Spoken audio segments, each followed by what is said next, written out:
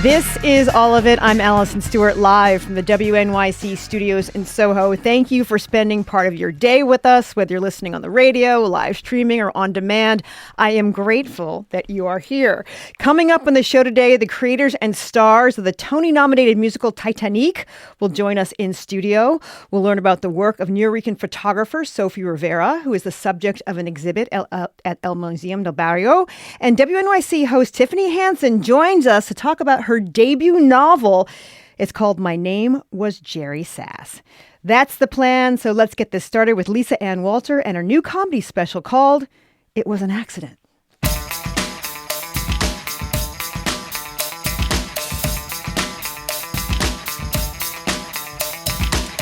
A lot of us have come to love actor Lisa Ann Walter for her portrayal of a teacher on Abbott Elementary. She plays Melissa, the kind of woman who knows a guy.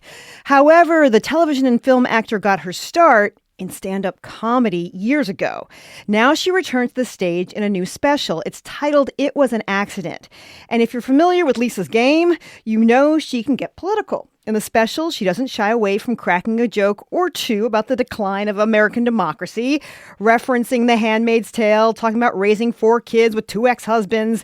And she also shares her few relatable stories about coming of age as a Gen X woman. I hear that. It Was an Accident is streaming on Hulu this Friday, May 15th. You can also see Lisa in person in the off-Broadway run of Heathers, the musical, through June 22nd at New World Stages. Or maybe you caught her co-hosting the event called The Ball Without Billionaires, a counter-event to the Met Gala. Lisa, thanks for being here. Well, thank you. Clearly, I have tons of free time. I'm listening to you read that. I'm like, oh my God, I'm exhausted. Have a glass of water, settle down. Thank you. I appreciate it. You've done stand-up for a long time. Decades, Allison. Why Eons. did it feel like the right time to release your own special? Well, I mean, honestly, I came to New York to be an actor. I went to Catholic University. I studied the Greeks and Shakespeare. Like, I knew what I was doing. I did off-Broadway shows, but something else that I did very well, come to find out, was get pregnant, which I did pretty much right after graduating college. I had a child, and I had some friends that I had graduated that were in my BFA program. Everybody was in New York. Yeah. And they said, they dared me. It was the height of the comedy boom in the 80s. And they said, of all of us, you should be doing this. And there were so many things going on that I never heard women talk about. Because remember, back in the day, there were like, there were 6 female comics. Yeah. 3 of them you saw maybe on The Tonight Show or Hollywood Squares. And the rest Mike of Douglas. them. Yeah, the rest of them worked blue and you never saw them. You never saw Moms Mabley. Yeah. You saw Joan Rivers, Phyllis Diller, 1 or 2 others. And I just got tired of hearing male comics talk about, I remember Bill Cosby had a 15-minute hunk on childbirth. Yeah. And I'm like, why is he telling our story? Yeah. Why are there not women talking about this? So I said, yeah, I could do that. I had an hour and 15 minutes before I ever got on stage the first time on this dare that my friends gave me. And I was supposed to do 3 minutes. I did 15. How'd you feel about your friends daring you to do that? You know, it's the same reason why I do game shows. I'm competitive. I like a challenge. I didn't love it on the day I was supposed to go do it. I was terrified. I bet. I think I went to the bathroom 8,000 times. But then when I did it and killed, I was like, this is good. Yeah. Because there's nothing like getting people to laugh. It's the reason I wanted to get on stage in the first place, was to make people feel, laugh, cry, change their minds. Yeah. And it turns out when you're funny, it's a easier job. It's interesting. People sometimes describe your comedy. I saw the special last night. It's thank funny. you. Oh, thank you. Yeah, but you're really honest in it. Yes. You're very unfiltered. I'm authentic. In it. Were you always that way, or did you have to kind of work up to that? No, you know what, Allison? I was... You know how female rage is like a thing now? Yeah. Like we see it on the internet. And we're like, yeah, about time, right? I was doing this way back before it was popular. I was, I think always have been women that have been truth tellers that are just like, I've had it with your nonsense. Mm-hmm. I've got 0 F's left. I was that as a kid. I think there were things that made innate sense to me and things that seemed unfair. And I just liked calling stuff out as was true. Just back historically, they used to burn those women as witches. Yeah. And now we just call them female comics and they pay us money to get a Hulu special, I guess. I'm like an auntie, just cranky advice. Oh, but it's good advice, though. It is. It's so That's good. the best advice. Your auntie advice. Yes. Come on now. Yes. You touch on politics in the special. You say there are whole portions of the country you just said, nope, not going there. Tara, I used to do it when I was doing stand-up as a young woman, you know, with a baby going around the country. That was I paid my rent doing stand-up. And there were places I had to go to. The only place I was afraid, I did a pro-choice bit back then. The only place I was really afraid to do it was Indiana. And it didn't even occur to me until after I had done it the first time. And then I was like, this is... maybe not. But it was still, in those days, less of a thing to speak your mind than it is now. Well, and you were on your way to a question. I stopped No, that's you. okay. Sorry. That's all cool. We're having a conversation. Fabulous. What do you think is something in our society, in our culture right now, that really deserves a satirical look? I mean, God, all of it. The First Amendment is something that we should all be really vigorously supporting and defending. Mm-hmm. People that are in your position, people that are in the press, people that are doing late night comedy shows. Since the dawn of time, the jesters have been the ones that were allowed to say what the king was doing. Right, the truth tellers. Say that the emperor had no clothes. So I think if we lose our ability to allow that to happen, what kind of culture do we have? We've lost our civilization, really. So that's a big one. I mean, the thing is that with comedy, you can hold the mirror up to nature and people can look at stuff, but because it's funny, nobody's getting yelled at. Mm-hmm. I think I touch on stuff in my act that has to do with what we're all feeling without calling out individual. Well, maybe there's one individual I call out, but you all have to watch the special. Do you know who I'm talking about? Oh, yes. So dumb. They're so dumb that. But you'll have to watch a special to figure that out. We're talking to Lisa Ann Walter. She's here to discuss her new comedy special, It Was an Accident. It's premiering on May 15th. On Hulu. Have you noticed that audiences have become more politically sensitive? Are they less politically sensitive? I'm curious what you found. There's some polarization going on, but you know what's wild is that, first of all, I recognize the fact, and you had a question a while ago, this is my ADHD brain. I have to button something or I can't go forward. But you asked me, like, why now? Well, the truth is when I had my stand-up at an hour and a half tight, and I was plucked out of stand-up world to go create and star in my own sitcom, which they used to do. They used to hand them out like Tic Tacs back then. Not true. I was very lucky, and I had a lot of people, because I was a female comic, still in those days, not a lot of us. Certainly not a lot with children, because there were not a lot of men that were happy to help raise kids while the woman went out every night and, hung out with drunks. Basically, I had a very wonderful partner. It just turned out we had too much in common. He also liked men. But bump. But you Thank you. know what's interesting? Because when I first got this job, my boss is a woman. Yeah. And said to the people who were working on the team, like, we have to support this woman who is a child doing this job because it's 2 hours a day live, and women didn't get these jobs. That's correct. Because you had kids to take care of. That's and all right. blah, blah, blah, blah. Right. And I felt so welcome in that moment. Yeah. That somebody and seen. saw that. Yes. We love that word now, but it's facts. Continue on with exactly. Your ADHD so anyway, brain. I went to. I appreciate you. I went out to California to create and star in a show, the job that my boss, Quinta Brunson, is doing now. It's a big gig because when you're not actively in the writer's room or on stage, you are publicizing the show, you're promoting, you're flying to New York, you're going all over the country to do that. And occasionally I wanted to see my children so they didn't grow up and write the book called Mommy Never Loved Me. So I, had a full life, and I did not do the stand-up as much as I should have. Whoopi Goldberg was telling the people at HBO, this girl should have a special. Like, she was telling them she's strong, she's badass, you should be doing a special with her. And I just kind of went, like I should have went, I should do a special. But I didn't know then, like, here's your shot, right? Yeah. So a lot of years went through, and then Abbott comes along, and I'm headlining all over the country. And so Hulu said, Disney family, let's go. Let's make this happen. Can we talk about Ball Without Billionaires? Sure. You were co-hosting and you had a really interesting take on the Met Gala. Let's listen. We all know what's happening uptown tonight. We know. Right. There's one guy, one very big, very bald billionaire who wants to make the Met Gala all about him. Ew, boo. And what's that even about? How did an event that's supposed to celebrate creativity, artistry, and fabulousness in all genders end up revolving around this Temu Lex Luthor? Right. Oh, right. Who profits off of pushing working people to their very brink. How did an event that is supposed to be about celebrating our culture become a vessel for one man's ego? So tell us what you really think. Okay. So here's the truth. I think he bought the Met Gala for his new bride. I don't even think it was about him so much. Mm-hmm. I think it was like, she likes fashion. Let's do, I guess when you got a lot of money. I have a really wacky theory. As long as we're going with Sure. how these things work, because I don't know how they work in that strata.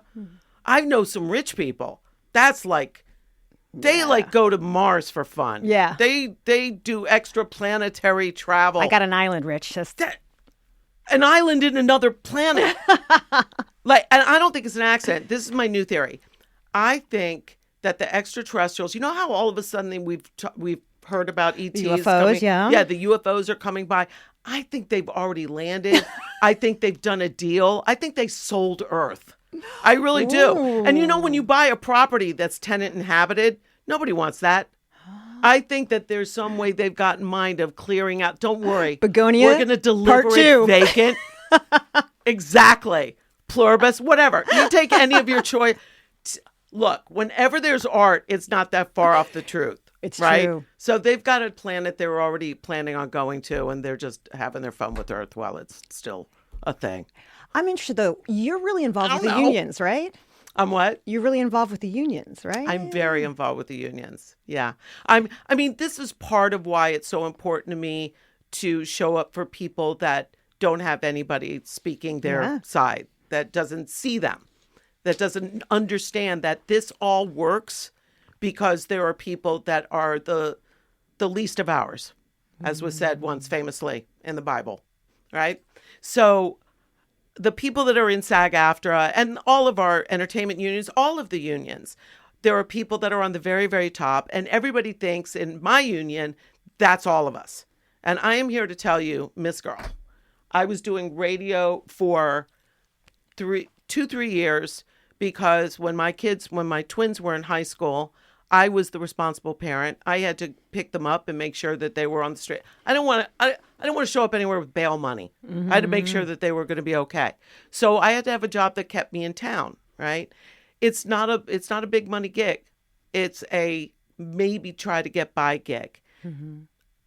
I've done other jobs that people think because they see me on TV all the time in a movie that they love, like The Parent Trap, that I get paid every time they see me. Of course I don't. Mm-hmm. You make a certain amount of residuals and then that ends. And with the streaming deal, that has pretty much gone away. There is no what we used to have as residuals that paid us so we could live in between gigs. So there are giant actors that make $20 million and up a picture.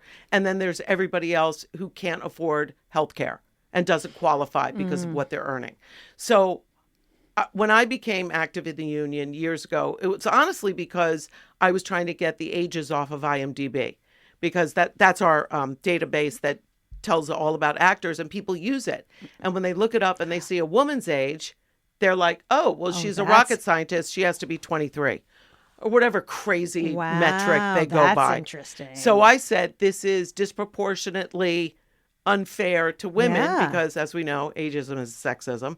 So I was trying to get the ages off, and they really couldn't do it because it was Amazon. And it's all back. It just occurred to me. It's all back to the man. It just occurred to me. But hang on. It did finally work out because Fran Drescher came in, who she came to my premiere party for the comedy special last night. She's lovely. And she talked to them like people and said, hey, this is disproportionately affecting women. And so they got rid of it finally. But then I was stuck. Once you're involved in union politics, it's like the mob. They're going to have to beat you for you to get out. I'm talking to Lisa Ann Walter. Her new special is called It Was an Accident. It's premiering on May 15th on Hulu. You have to find out why it's called It Was an Accident. I'm not going to give anything away. It's a big secret. It's interesting. You do a lot of crowd work. I do. In the special. How do you know when it's time to get back on your well-crafted jokes? Well, there's a couple of things going on. I mean, first of all, there are comics that are like, I formulated my hour. My hour is set. I'm proud of it. Crowd work is leaning on something. My crowd work is purposeful. Mm-hmm. There's a means to an end. I'm really good. Part of that is the ADHD. Part of the other is trauma kid. So you learn to figure out who people are and feel them before they even open their mouth. But I am really good at finding the people that are going to feed me what I need to move to the thing I want to do anyway. So that's part of it. But the other thing, if I'm being honest, the reason I did it in a club, Helium Club in Philly, first of all, Philly, because they love me. I've never had a bad show there. I mean, once they decide they like you, forget about it. You're it. You're in. They keep bringing me food, though. They got to stop. I'm like up 2 sizes. But that was part of it. The other part is I wanted to do a small room that was intimate. Mm-hmm. I love a big theater. I love those theater shows where comics go in and they just, it's crazy screaming. But it's not the same as doing a comedy show like you're used to seeing it, where you're in a room. The thing that I wanted to throw back to from how I came up, which is I'm on a stage and right in front of me is the first row. And the laughs travel. It's science. The laughs travel from the front of the room to the back. There's no waiting for the laugh. You can gauge it. You could feel it when it's slowing down and when you can hit your tag and the next thing is going to pop. So that was the experience that I wanted for my audience and for the home viewing audience to have, was like you're in the room with the wait staff and everything else. And the picking of the people, just because I think a lot of people see me and they already feel like I'm familiar. They feel like they know me. A lot of them grew up watching me from The Parent Trap or whatever, and they feel safe and homey. I'm like your cranky aunt who's giving you advice. And that feeling of we're just folks talking, that's what I like to carry in my shows. When you're thinking about what comics have available to them now, whether it's social media, whether it's YouTube, what are you not jealous of, but what do you think, man, I could have really used that in my career? Wow, that's a really good question. I could have used post Me Too. That's what I could have used. I was on the road at a time. I was just bringing this up with some people last night that were at my premiere party. I remember going to a gig, and I used to wear a skirt and hose and high heels and a little jacket. And I remember the club owners in New York, one of them who was very good to me, and that was my home club, the Comic Strip. And Lucian would say to me, you can't dress like that. They won't listen to you. And I said, no, sexy is part of the power package. It's probably a big reason why I got an offer to star in my own show, because I wasn't hiding it. I was like, you don't get to take that from me. This is part of who I am. Yeah. And I purposefully would disarm the women first by saying, I'm one of you. But then I would get the men immediately. And they're like, oh, she's a female comic I can like. Clearly she can get laid. So there's not that dynamic going on. And golly, I strayed too far away. I got to follow the breadcrumbs back. You were there before Me Too. Yes. But Me Too came into the picture? So because I was sexy, I would oftentimes go to gigs. First of all the comics would hit on you, whether you were sexy or not. It was, if you were a girl and you were on the road, they were trying to make you. Yep. And the club owners were, and the bookers were. And it was a very difficult, as many businesses were. If you did, you're loose. And if you didn't, you wouldn't get rebooked. Wow. Right? So it was a tough time. I had a gig out in Long Island. I remember being in a coat room where they would give you cash. I had 2 babies at home. I was like buying milk money. A lot of times I wasn't even taking the $26 motel because I wanted to drive home and save the money because we had rent, right? So he's holding the money out.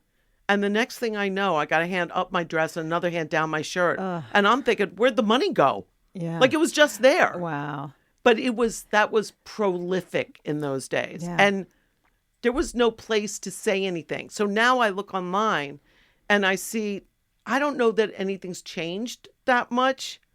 Maybe the outright grabbing is slightly less. But you have a way to talk about it, though. You have a way to talk about it. Right? You Directly can tell to people. other women, hey, by the way, this is going on. Yeah. You know, maybe stay away from this guy. Let me ask you about Heathers the musical. That's exciting. That's a segue. Yeah. Woo! Here we go. We're going to run out of time. Sexual assault. Moving on. Yeah. We got 3 minutes. What? We can It's talk very about dark. it. It is. I've seen it. It's dark. It's dark. I have my best girlfriend, Elaine Hendricks, who was the mean girl in The Parent Trap. She comes to see it, and I get the story afterwards that she's talking to her friend who's like a musical theater guy, all the way through, going, "Are they going to kill that girl?" Like, had no idea what was coming. And I was like, "Yes." What do you like about being on the stage in that? Well, as I said, I started in theater, Yeah. so it has been Oh, 3 decades. And the first jobs I did when I came to New York was off Broadway. So just being back on stage doing a piece that's not just me talking, although I get a piece of that in the middle of the show. Yeah. I get an improv bit, so I get a little piece of being who I am, and never knowing what I'm going to say, and neither does. I live to make them laugh. If I can make those kids who are insanely talented, like they popped out of the womb taking voice lessons. If I can make those shoulders do church giggles behind me, my day is a success. So it's great. I just like being back on stage, making people laugh and feel. We're excited to see you in the next season of Abbott Elementary. Thank you. What was interesting, though, Cheryl Lee Ralph introduces you in your special. Cheryl Lee Ralph. Cheryl Lee Ralph. Yes. And you kind of sort of apologized to her for your The body. first time she saw the show, it was the year before. She came to see me with Senator Vincent Hughes, her husband. And the first thing I did when I walked off stage was say, "I'm sorry." And she said, "No, girl, it was fun. You're hysterical." Aw. And then the next thing she did when I got back to work, and she called me, our dressing rooms are next door, and she said, "Come in, girl." And I thought we were going to watch a Turner Classic movie, because that's usually what we do. She said, "This needs to be a special." And she said, "We're going to do it. We're going to make." And she was a producer on the show. She said she saw the whole thing. She says, "Red curtains, red velvet, a gold jacket. That's what it's going to look like." So she saw the whole thing. She manifested. That's what you need. Yeah. You need that person in your life. You need that hype. And she is it. I've been speaking with actor and comedian Lisa Ann Walter. Her new special, It Was an Accident, is streaming on Hulu this Friday, May 15th. Thanks for coming to the studio. Thank you so much for having me. Appreciate it.